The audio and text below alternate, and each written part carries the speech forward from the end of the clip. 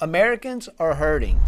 Inflation was already at a 40-year high when gas prices reached record highs. In some parts of the country, people are paying $7 for a gallon of gas. All this with at least a century of crude oil sitting beneath our feet. Today, we're talking to an expert who explained how a deliberate and crazy plan to eliminate oil and gas is responsible for this madness. I'm Paul Dragoo, and this is Freedom is the Cure.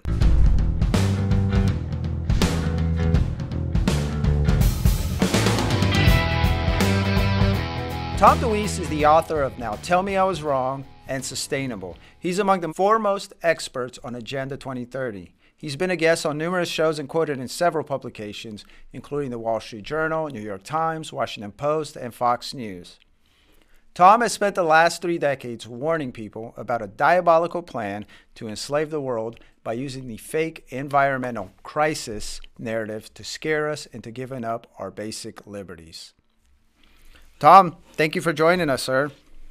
It's my pleasure. Thank you. And welcome back to Freedom is the Cure. So before we go into the energy aspect of Agenda 2030, can you quickly summarize Agenda 2030 in case we have some folks who maybe aren't as familiar with it as you and I? Well, this was a plan that was put together, introduced by the United Nations at their Earth Summit in Rio de Janeiro back in 1992. There were 50,000 delegates at this summit. There were 179 heads of state, including George H.W. Bush. And they introduced several plans at that time, but Agenda 21 was the overall plan. They said, in their own words, that Agenda 21 was a comprehensive blueprint for the reorganization of human society. It was going to deal with independent nations. It was going to deal with population, particularly the environment was the focus of the whole thing. This is where the whole climate change issue began to work its way into every single issue that we deal with. All right. And how does, as we know, energy, there's an energy crisis in America. And as most of us know, it's probably unnecessary.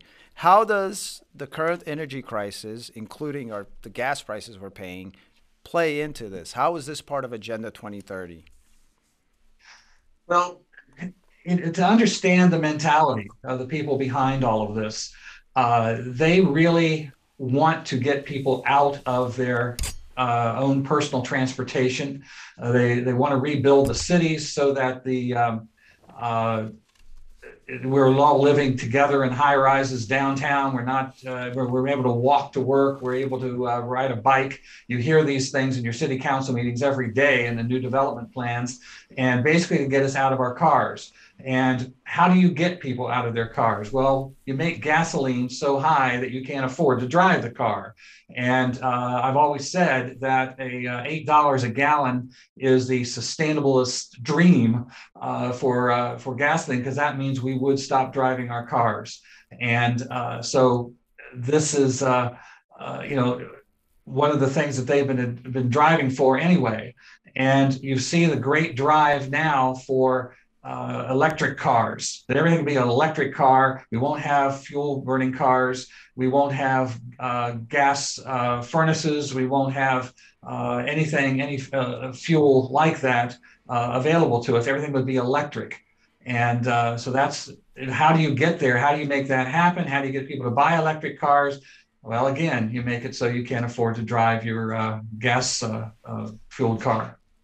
How does something like this end up with more control for those who are behind the scenes or even up front making this happen?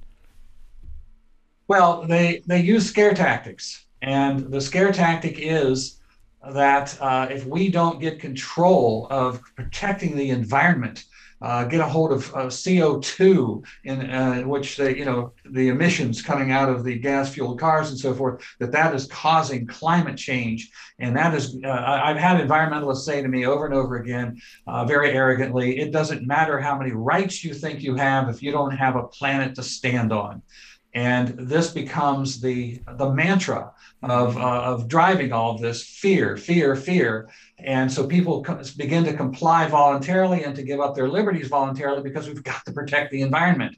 Well, you have to go then to the source, the question. Is there a man-made climate change that's taking place?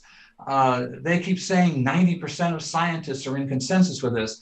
Actually, it's very hard to find 90 scientists that are in consensus with this. It is a political propaganda that does not have any scientific basis behind it whatsoever. And every 10 years, they tell us if we don't get control of the environment, protecting the environment within the next 10 years, then all society is going to collapse and the environment's going to never be able to recover. And then the 10 years go by and absolutely nothing happens. And then they have another, oh, we have to. And they're right now into about the third 10-year plan that never, ever happened. There are no islands being drowned. There are slight ocean levels rising, and that is a very natural phenomenon, and nothing that can go back to man-made CO2 emissions causing this. How much research have you done on the climate aspect of this? And the reason I'm asking is I guess my question is, are you aware of, from what I understand, is the way they'll manipulate the masses is they'll show them this graph, right? And it'll show like, sea level rising or natural disasters. And from what I've understood and the little research that I've done, the way they show these graphs is such a small segment of a piece of time. And that when you take the bigger picture, what we learn is that these are trends that have been happening for hundreds, thousands of years. Does that sound familiar? Is there some truth to that? The trends have been there. I work with some very wonderful scientists who have studied this for decades.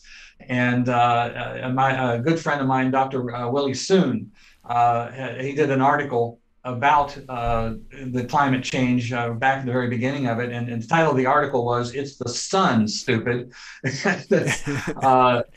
just is no evidence whatsoever. It's really almost comical in D.C., Washington, D.C., that Al Gore, who is one of the big perpetrators of the scare tactics, every time he attempts to have some kind of a major conference in Washington, D.C. on climate change, about how the Earth is warming up, we usually end up having a blizzard or something in Washington, D.C. and some of the people there jokingly now call it the Gore effect. Yeah. It's just totally bogus. And nothing we have seen has shown any of that is true. Just take a look at this. The visuals that we have every year for Christmas, the Christmas cards, the sleigh bells ringing, the riding the sleigh in the drifting snow and so forth. Well, all of that kind of came back from around the 1880s, somewhere around there, where that kind of visual was created. And they were having a global cooling period at that time. That's why there were some heavier winters and so forth. We have cooling periods, we have warming periods. Mostly it's caused by on the surface of the sun, that when the surface of the sun is very calm, we kind of go through a cooling period. When there are big flares, solar flares, storms that come from there, we get a warming period. It's completely natural. We have absolutely no control over that whatsoever. It comes and goes. And back in the late 1970s, everything was, the Earth is cooling. That's a crisis. We've got to take care of it. Then all of a sudden, it became warming. This is the reason why they went from calling it global warming to climate change, because climate change fits everything they need it to be. Up, down, all around. That's that's much more convenient for them to spread their scare tactics. But nothing man is doing is causing this. Let me ask you about this current administration, who is obviously pushing hard this green agenda, so hard in the face of resistance and pushback, obviously, from the public. The administration says that they are not preventing oil drilling or anything. What are your thoughts on that? And have you seen such an aggressive push for this green agenda as we see with this administration? Oh, no question. I mean, Biden's first day in office, the first thing he did was shut off the building of new pipelines and putting big restrictions on the drilling of new oil fields and so forth. Now, one of the things that the administration has said is that there are all kinds of land permits there for them to go ahead and drill, and the oil companies aren't doing that. Well, first of all, they have to do some very expensive research to find out if there's any oil there. But the places where they already have oil on public lands and that the government controls has been shut down and very severely curtailed. Some of it's, obviously some of it is working, some of it's doing, but their entire mantra, everything they're pushing for are what they call alternative energy, wind power and solar power. That is their goal, to have everything that. There is this whole thing of zero emissions and so forth. And they have used this. I mean, they've shut down coal mines. They have shut down they're working on shutting down nuclear power plants and everything to be nothing but wind and solar. And the truth of the matter is, you go anywhere in this country, no matter where you have wind, if you have wind and solar there, you will find it probably only provides about 4% of the energy that's needed. When the wind isn't blowing, then the wind towers aren't turning. And in the wintertime, when the solar panels are covered with snow, they're not generating any kind of energy. You can't run an industrialized nation on such a creepy little, maybe it will work today, maybe it won't. Not to mention that to make the solar panels, you've got to have fossil fuels. To make the wind turbines turn, you've got to have oil. Back in the early days when these fights started, and those of us who were trying to bring out the truth on all this, the environmentalists would call us the astroturf crowd that wanted to pave the earth. The truth of the matter is, when you put hundreds and thousands of acres together of wind turbines and solar panels, first of all, there has to be an infrastructure there. They have to put wires, and it's cement. Who's paving the earth? They are. If you've got thousands and thousands of acres of solar farms, there is underneath those panels, there is no grass growing, nothing else growing, and no animals running under there. With the wind turbines or forests of these things, what you're going to find is they build all these, the thousands and thousands that they want to put up, nothing will be flying in the air. Birds, endangered species, so forth, will stop flying. So this is a result of it. Every single thing they want to do under the name of protecting the environment is really damaging the environment. Well, a week ago you had sent me an article about this. I guess it's a carbon capture pipeline. And I was reminded about it because of what you're saying. What it's describing there, what it takes to build that thing is, I guess it's ironic because they're gonna have to run through these farmers' lands and whatnot. Can you go into the insanity of this? Because I don't think a lot of people know about this. I didn't know about it until you sent it to me, and there's an accompanying Bloomberg article that talks about exactly what you just said. In order for us to go green, it's going to require so much land. So talk about this crazy carbon capture pipeline, because I bet you there's a lot of people listening and watching who've never heard about it. Well, Paul, as you know, I've been working on this issue for a very long time. And when I learned about this, I realized that this was the dumbest idea that they have ever come up with, even though it's one of the most dangerous. What they're talking that's saying about, a lot, right? I know, they're very creative people. What this is about, this is a 1,300-mile pipeline that will cut across thousands and thousands of acres of land in the Midwest Corn Belt.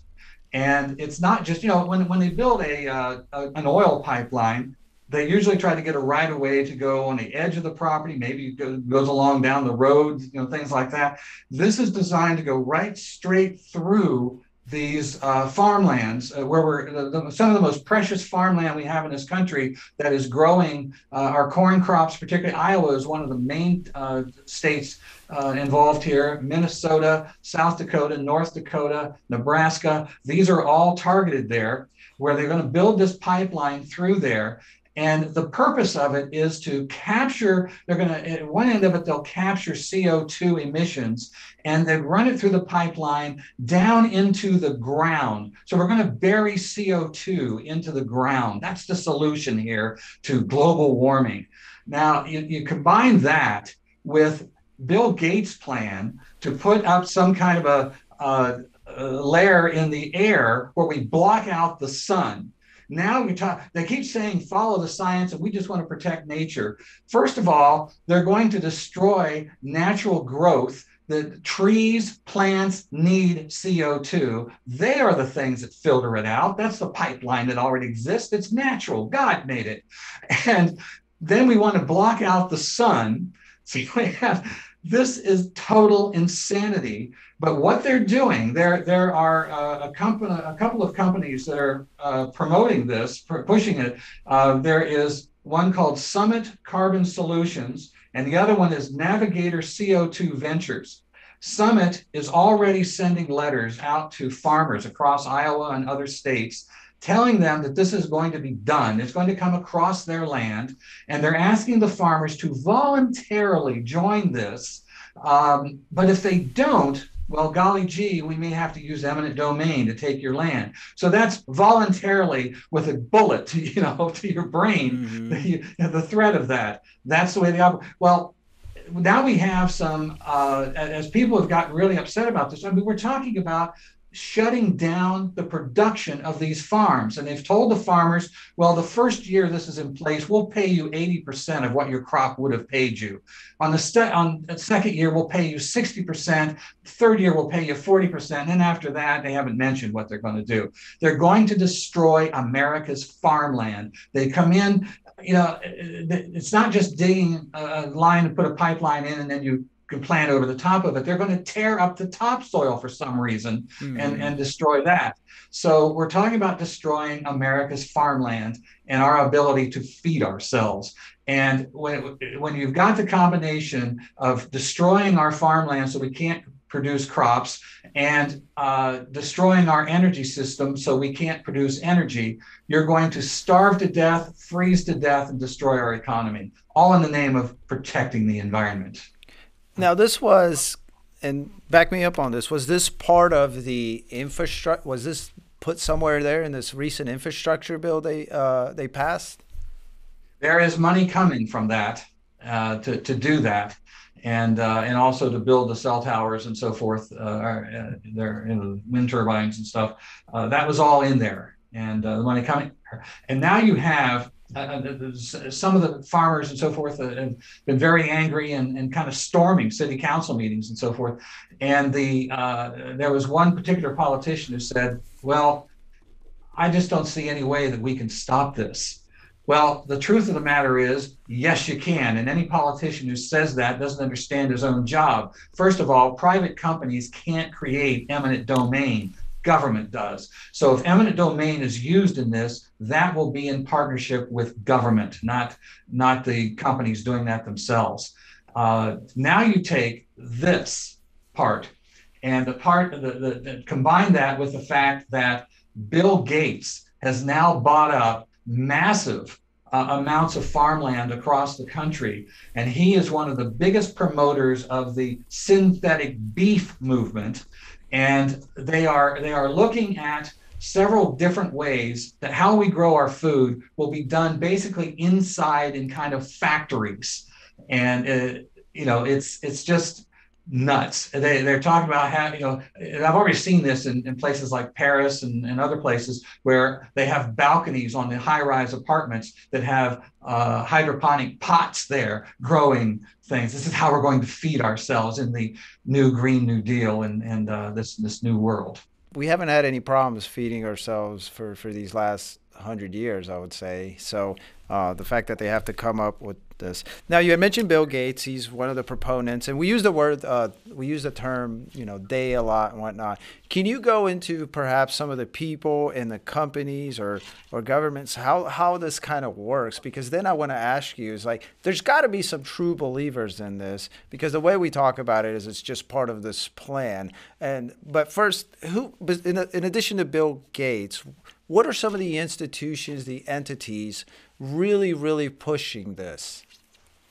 Well, the main one on a global basis is the World Economic Forum and Klaus Schwab, the inventor of the Great Reset.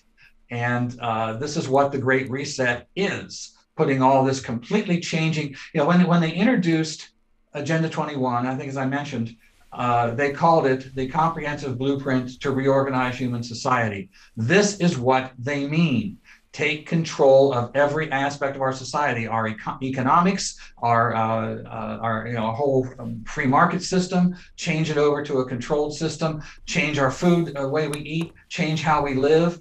Maurice Strong, who was the head of the Earth Summit in 1992, said that industrialized nations are going to have to be pushed back, that the way we live, with our transportation, with our air-conditioned homes, with our the way we produce our food and so forth, none of that is sustainable, and all of that's going to have to be changed. And so, this is the plan behind it. There are true believers. I mean, the forces that are putting this in place, the Sierra Club, the Nature Conservancy, the Audubon Society, the International Council for Local Environmental Initiatives, ICLEI, these are the forces pushing this. But I have contended for years that it is not about environmental protection. That is the excuse to get us to voluntarily give up our liberties out of fear. And instead of sending an army in and kill people and break things. And so it's diabolical in how they're doing that. They all know full well that this isn't about the environment. And in fact, they've said openly, and this is the thing. Over all the years, I've done nothing but quote them. And what the things that they say, they're very open about what they're saying, but nobody is listening. And they just hear the threat of the environmental protection, and that's all everybody is hearing. But I was going to say the Great Reset, what do they mean reset? Well, reset our entire society, obviously, but we were starting to win the battle several years ago on climate change, to get people to understand that this was the biggest hoax ever brought on human society. And I say that because when they would do polls and they would ask people, what are the most important issues to you? If climate change was mentioned, it was always dead last. And they began to feel that here was their major force that was going to be able to put all of their global control in place. And they were losing that battle. What did they do to turn that around? The Great Reset. And Klaus Schwab's book, which is titled COVID-19 and the Great Reset. And why did he say COVID-19? Because according to that book, the COVID-19 was a practice run. That we're going to see from the lockdowns and so forth how we can properly run our communities. And he said that we if we don't get control of the environment and protect it, we're going to have a pandemic every year. There's the threat. There it is, the Great Reset, putting climate change right back in control. Yeah, I don't know if I was reading something this afternoon, and I've noticed that the talk of resurgence, COVID resurgence, is already swirling. We got it, I think, in China, and now it's in another Omicron strain in Europe. So they're already stirring that back up again, unfortunately. You kind of started going into it a little bit, but what does the world look like if these maniacs have their way? Are we in full isolation, shoved in cracker boxes, or what does the world look like? Well, first of all, if they get everything they want, there'll be no independent sovereign nations. It'll be a global control, and the rules come down from on high. They're already doing that. And we have the drive for regionalism now, where city councils and county commissions are losing the power that you gave those elected officials in order to run your community the way you want it run. And they get these unelected, appointed regional councils. And they're now starting to spread. Instead of, we've already had where there's 16, 17 counties that would be in one of these. Now we're starting to get other states combined. We just had a victory, by the way, in Tennessee. They had a bill there. There's a thing called Region Smart. That's the new drive on all this. And this Region Smart bill, which was introduced in Tennessee, also introduced in Arkansas and Mississippi, to combine them all in one regional situation. And we were able, at American Policy Center, to do an article on this. And a bunch of activists in Tennessee picked up on it and deluged their county commissioners, their state legislators with this, and they pulled the bill. And so temporarily, anyway, we stopped it covering those 3 states. And but it's popping up all over the country. And so, what we're going to see is what the world's going to be like. There'll be no free market. There'll be no private property. There'll be no sovereign independent nations. And your decisions, being able to make decisions about your life, won't exist. You won't have a car to drive. Our housing will all be government housing, because they're killing private property by the acre. And government will control what you eat, how you eat, what the jobs will be, what the market will be. That's the way it's going to look. That's all to protect the environment, you understand? Now, in your travels, and how much ever you're in touch with what's going on out there, and I would think it's quite a bit, what is the climate of the public's perception? I think now it looks like they're ticked off about gas prices. Joe Biden's polls are sliding, which tells me that they didn't know he was going to be insane. We, of course, did. Are people waking up to this? Are they connecting the dots? Or is it still one of those things that are like, it's one of those phases, and we'll get back to production and everything will be hunky-dory? What are you seeing? What I'm seeing is a great awakening.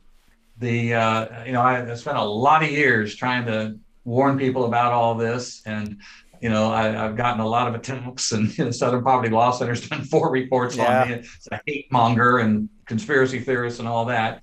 I actually had a conversation with a ally of mine in D.C. In Washington D.C.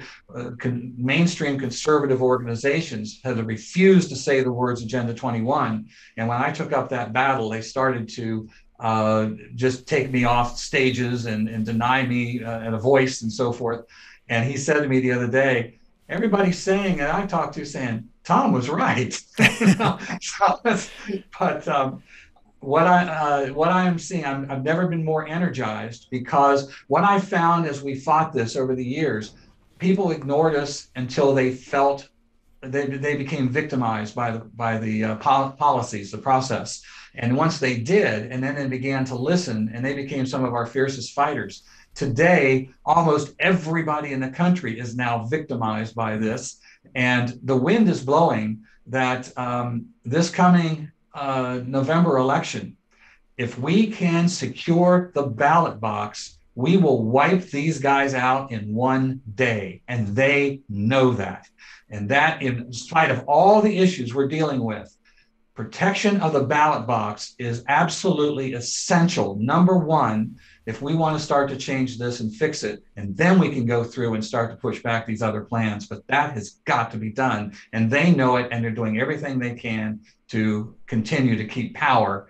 But they're terrified of what we're about to do. Do you think that the intensity of this anti-energy policy agenda that we're seeing, is that a reflection of them anticipating, like you said, just being wiped out in November and Joe Biden being a lame duck president for the rest of his tenure? Is that what's happening? Are they trying to get through as much as possible before they lose power? Yeah, I think there's a kind of a twofold answer to that. In a sense, a lot of them feel very powerful and like, look what we've accomplished so far, and they're arrogant. And their arrogance has moved them much quicker than they normally would have gone. They used to try to keep this all under the radar so people didn't really recognize it. But the other half is what you just said. They absolutely are feeling that pressure that if they could very well lose complete power, and so they're going to put as much as they can in place before that happens. So I think it's both things. We had mentioned, you had mentioned earlier that some of these people are true believers. I know a question like this is probably speculation and whatnot, but what do you think of? I mean, of the people in our federal government who help push these things, who act terrified. I'd imagine some of them are true believers. Do you have any way of knowing, for instance, I don't know, is Biden a true believer, or is handlers doing all that?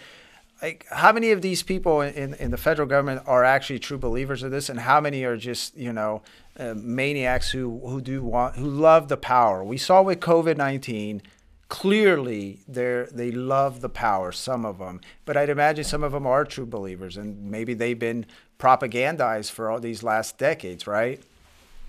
Yeah, I think the leadership, Pelosi, Schumer, all these guys, Biden. I don't know what Biden believes anymore. I'm not sure he has a belief anymore. We're not sure he's there. But absolutely, they understand what this is really about. Because, and one way you can tell is when we come out after them fighting something and how they quickly shift gears and try to get around us. Now, a true believer would just be arguing the environmental issue. Mm-hmm. And so the true believers are the troops on the ground, it's not even the leadership of the Sierra Club or the Greenies, Nature Conservancy and stuff. It's their soldiers out there, and they truly are afraid of what's happening to the environment and that sort of thing. That's a very, very small minority, and this is the other thing I think people need to understand. From our side, those of us who want free markets, who want personal freedom, who want limited government and so forth, an awful lot of our people believe that this is a massive power that we're facing and there's no way to beat it. And the reason that it seems that way is because, of course, the massive news media that is their mouthpieces. But the truth of the matter is they're actually a real minority. They're vulnerable and they're terrified of us. They know what we're capable of if we can just get our act together and start moving forward, which is what we're working to do. And the more of these things they're putting in place, the more that people are feeling the damage, the more determined people are going to be to fight back. And this is what we have to understand. And just to kind of prove that, take a look, for example, last year when Coca-Cola came out that their board of directors said that we everybody needed to be less white on this. Coca-Cola took a massive hit in the market when they did that. People quit buying their products. There have been other companies that have come out with this wokeness and so forth. And when it gets out there, they suffer for it and have to close stores and things like that. That means we have a massive power, and they know that. So we need to recognize it and understand we are a majority. And the other wonderful thing that I see taking place is that a lot of the Hispanic immigrants and people in the Black community are beginning to understand, see the problems, and they're coming to us. We have got to, as we organize, we've got to reach out to them, and we've got to start showing them very clearly what freedom looks like. Some of these immigrants are coming, even though they're crossing the border illegally and so forth, they're coming from totalitarian countries and they don't want to come here for that. Mm-hmm. And if we can begin to show them that's exactly what's going to happen if these policies are placed, we can completely reverse that. Now there's a way to get the wall built really fast. Well, I like how you say they're terrified. I think that's the truth, and I think what you're saying, we've said it several times on this show, that we do believe we're the majority. Most people do value freedom. Most people did wake up and they saw, it's like, oh, these people are crazy. They really do want to lock us in our houses and restrict our movement. And that's the world they want. And I believe you. I believe you that they're terrified of what's going to happen. Let's finish up with, how do we recognize Agenda 2030 playing out in our communities? Last time we talked, you had mentioned that it's nearly in every community, and if it's not, it's on its way there. What are some of the buzzwords? What are some of the agenda names that people can recognize so they can then resist? The number one buzzword is sustainable. Sustainable means somebody's trying to build power. It has nothing to do with protecting the environment. And they're going to use sustainable. The Great Reset is working on that to make sure every company is going to be graded on their sustainable footprint. And if they're not a sustainable product, they won't be invested in. Another thing to watch for, there is now a movement to take your credit cards and offer them a credit limit on it, and I just completely regulate your carbon footprint this way by what you buy, that as soon as your spending hits a certain carbon max because of what you bought, then your credit will be cut off. And they're moving that way. The move towards our currency just being online, you're not holding anything, no money, that's a major move on it. To put this together. All those things are control devices. Another one, as you're looking at your city council and what they're putting in place, they have a development plan. Smart growth is the main issue that they put together now. Smart growth is this total control of taking away private property zoning protections for single family home neighborhoods. That's a major movement that's taking place right now. And they're talking about they take away the single family homes in those neighborhoods, and they're going to build these government project high rises there. And the argument they use is that we can put 400 families in there where there's only 4 people living now, that kind of thing. Yeah. It's all equity is the other word in all this.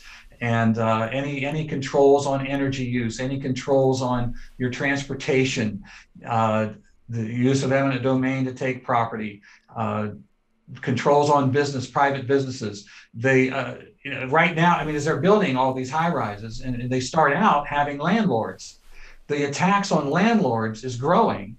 And as landlords start going out of business because they've raised taxes on them, they've raised the cost of building, all the regulations that go with it. What happens? Government takes over the building. Eventually, all housing will be government housing as they put all this together. It's step by step by step, just a little bit more, a little bit more, a little bit more, and they take it and put their process in place. What are some of the tools? Say there's a community, they recognize that this Agenda 2030 is encroaching on their community. How do they begin to resist? Whether they're a city council member, or maybe it's just a community member, and maybe he wants to get words as a city council member. How do we begin pushing back? One of the biggest problems we have is that as people who believe in limited government, we don't like government. And so the idea of participating on the local, particularly on the local level, it gives us a headache. And if you really look at a lot of the activists around the country, what they really want to do is get excited about running somebody for president. Then we get elected, we elect our president, and we say, oh, now I can go home. I don't have to do this anymore. Oh, good. He's going to take care of it. What happens is the other side has entrenched itself in every single nook, cranny, corner of your local government. Doesn't matter how small the operation or the department is, whatever it is. It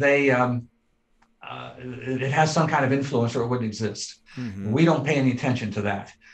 When was the last time we cared about who was on the local board of elections? When was the last time we cared about who the county attorney was?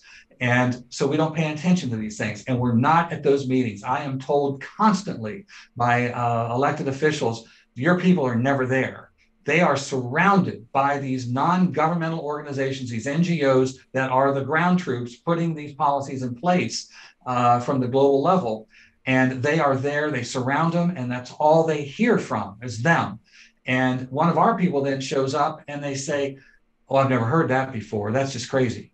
And that, we have got to put together a permanent infrastructure of organization in every community. Don't worry about the next neighborhood or the next town over. Worry about yours. Focus on your own local businesses. What kind of rules and regulations are hurting local businesses, and work to get rid of them.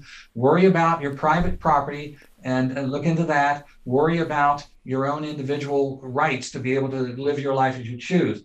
Begin with research. Find out who your enemy is. Look at research. And one of the things, get 4 or 5 people who volunteer to go to every single public meeting and watch what happens. We call them the watchers. That information between the researchers and the watchers will tell you who, what, where, when, why. And then you get your agitators armed with that information, and you begin to attack. Because what happens now, they come up with some new crazy, outrageous plan, and we're not ready for it. And all of a sudden, somebody realizes this is bad, and they start saying, who's behind this? Who's this? What's it? By the time you ask all those questions, they've already got it in place. If you've got that permanent infrastructure in place, then you can take it on immediately, smash it right now. This is what I call building a freedom pod in your community. That's how it operates. So the freedom pod consists of the researchers, the watchers, and then kind of gather people up and attack. I take it there's a plan in there for preventive, right? If for instance, the researchers have already done their job, by the time these crazies come to town, you're like, nope, not having any of that, huh? Absolutely. I jokingly say, what does victory look like? Victory is when our side has been there and has really pounded on these guys and stopped things happening, or get them unelected after they've led these kind of things. That's where you really get their attention. Charlie over there he lost his election. I better toe the line here. But how victory looks is once you've done that, you've established that situation.